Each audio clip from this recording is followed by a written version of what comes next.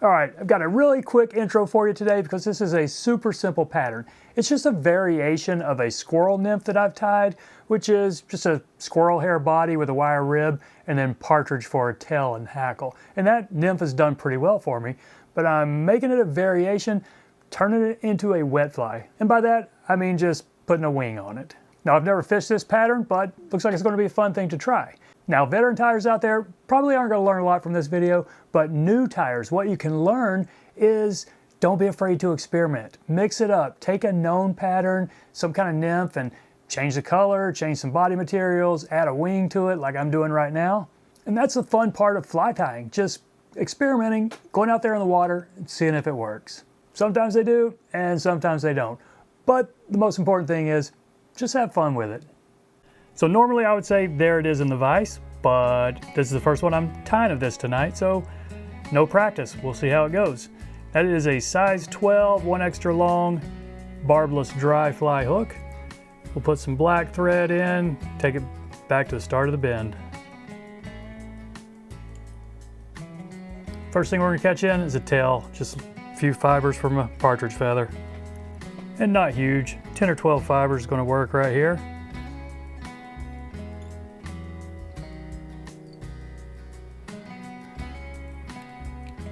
Now take your thread almost up to the eye.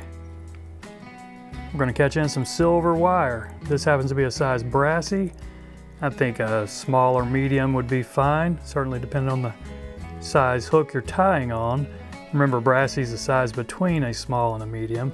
But go ahead and catch it into the start of that tail and put some wax on it. And for the body, I'm just using Squirrel. This is a blend of natural squirrel and a little bit of olive acrylic yarn. And you don't have to be perfect with this noodle. It doesn't have to be thin. You don't have to worry about tapering it. And it can be a little bit shaggy because we've got that rib to really secure it, and it could help shape it as well. So maybe a 3-inch noodle, 3.5 or so. And we'll start catching it in. What I do, as soon as I get a wrap that's laying some dubbing, I might tighten it up just a little bit. But we'll see if we have enough on here to get us up here behind the eye. Yep, I think that's all the body I want. Let's counter wrap this rib. 4 wraps, maybe 5, we'll see.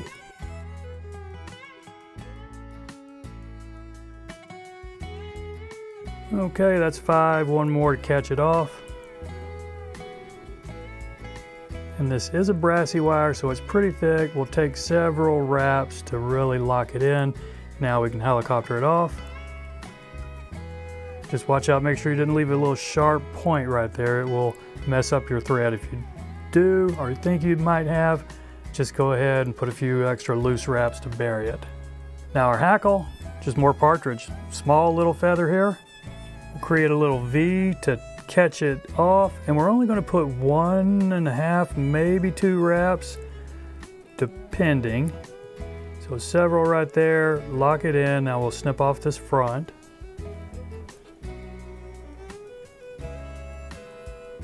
Now I don't have much of a feather to work with, so I'm going to use my spring-loaded hackle pliers here. All right, I don't want it spinning on me, but if it does, we can take care of these barbs with our head.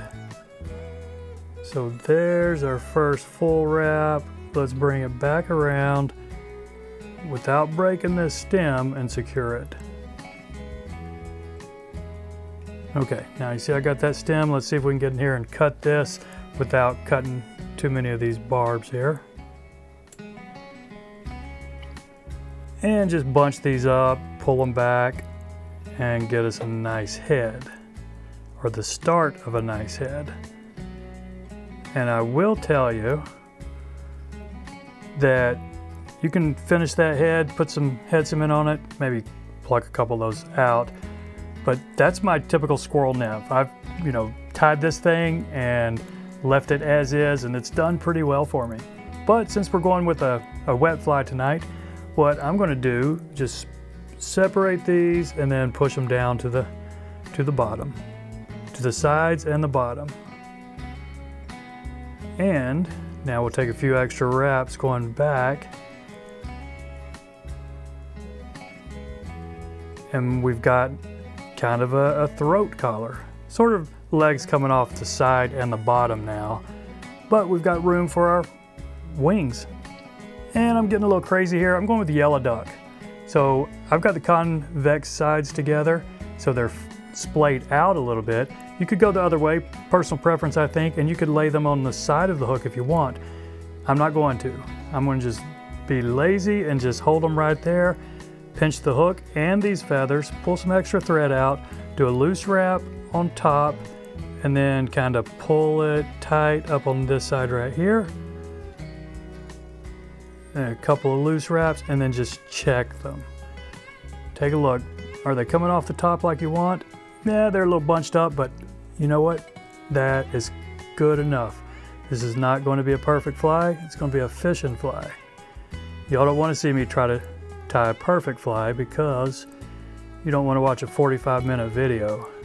So enough wraps to secure that. Now we got all this mess up here to trim.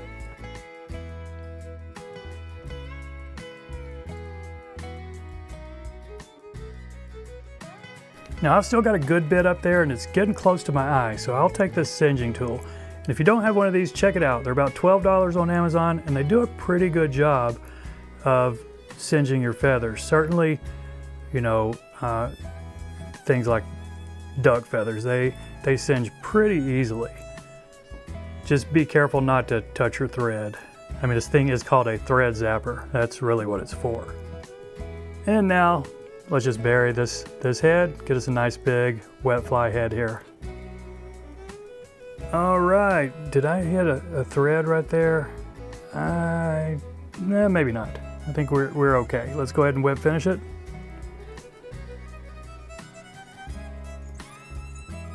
And take a look. Do you have any cleanup?